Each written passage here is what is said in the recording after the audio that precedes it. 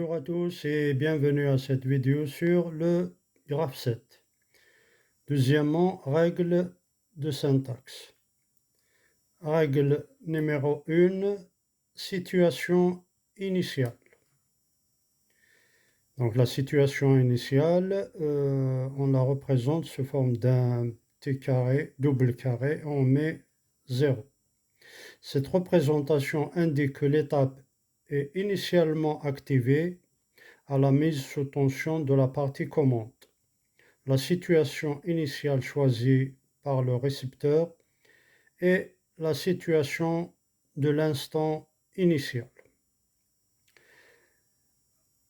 Règle numéro 2, franchissement d'une transition.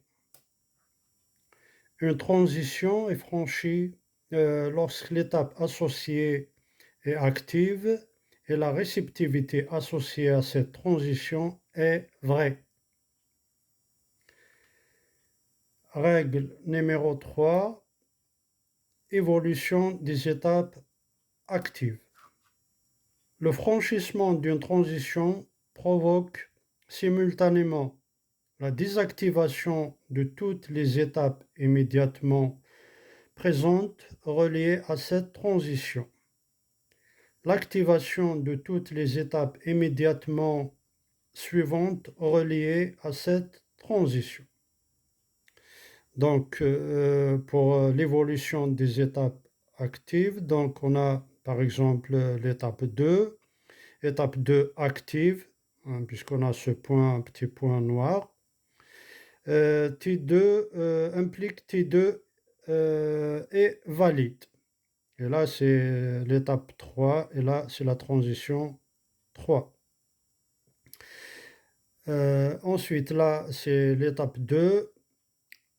Pour la transition x égale 0, la réceptivité de T2 égale 0 implique T2 n'est pas franchie.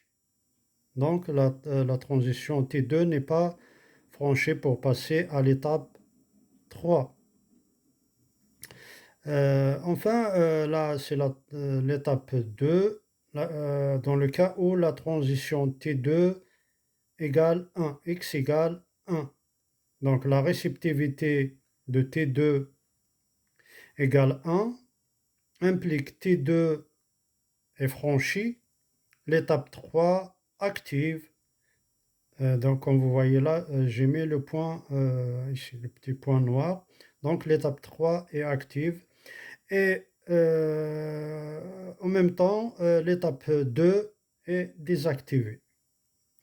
Voilà, je vous remercie.